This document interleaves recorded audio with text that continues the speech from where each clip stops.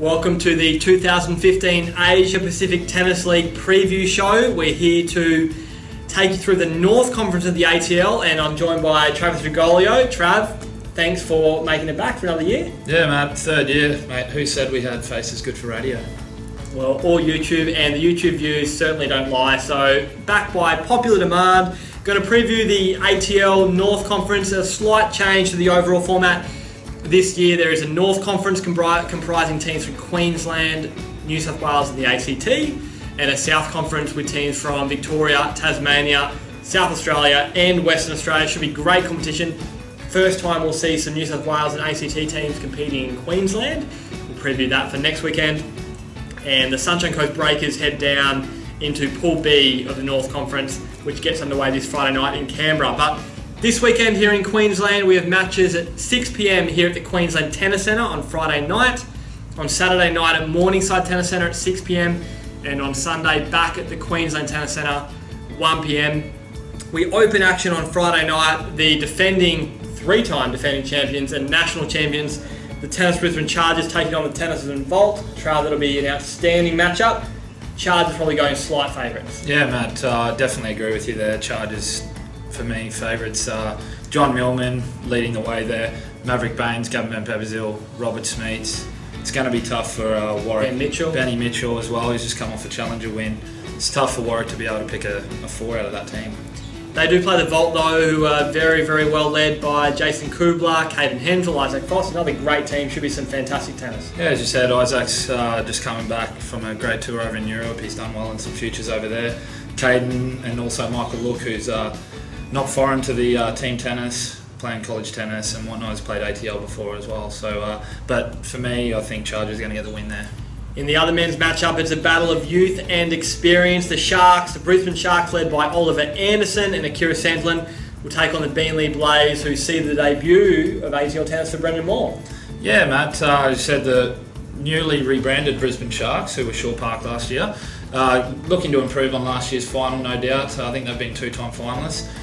Tough week this week, but with as you said, Oliver Anderson and Akira Sandlin up the front, I'm sure Gareth's going to lead the way there as well, so it's going to be a tough match for Bentley. Cracking match to open our women's. It's always a really competitive encounter. So the Brisbane Sharks taking on the Bentley Blaze. Should be a cracking match at number one, probably between Kimberly Birrell and Priscilla Hon. How do you see that match faring? Another tough one there.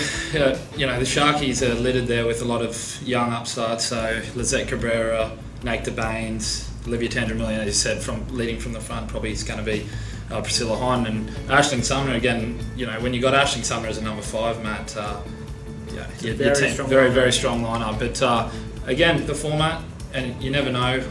Alicia Smith and Olivia Gadecki down at 2 and 3 for the Blaze. They're going to be tough. Absolutely. Blaze, really good women's team this year.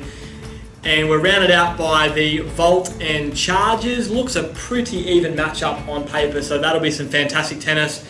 Now, we're all behind the Sunshine Coast Breakers. We want to see you in the semi-finals, back up here on the Sunshine Coast on the 4th of December. They're heading down to Canberra this weekend. Their women open against the Western Sydney Warriors, a new team in the ATL. Looks pretty strong on paper, but the Breakers are a really, really good young side.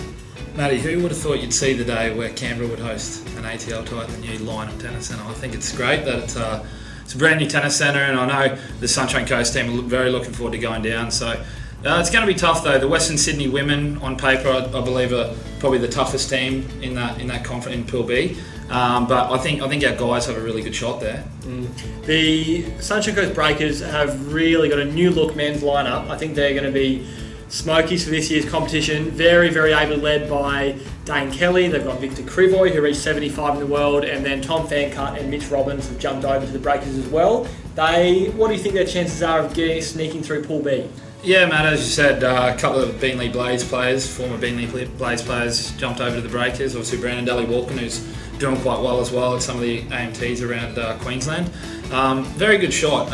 Outside of the Sydney Saints team, you know, their team, I think they've got, again, a really, really strong team with Sam Groth and Jordan Thompson, Matt Barton, James Duckworth, Chris O'Connell. Again, when you got Chris O'Connell carrying oranges, like, what has the world come to? It's a very, very strong men's team, the Sydney Saints. The Breakers are playing Canberra on Saturday and then head to Wollongong on Sunday before making their debut in Queensland at Caloundra next weekend. We'll preview that during the week. Get along to check out ATL action this weekend. There'll be food available, music, bring the whole family. Should be some fantastic tennis, and come and watch Australia's leading players in action.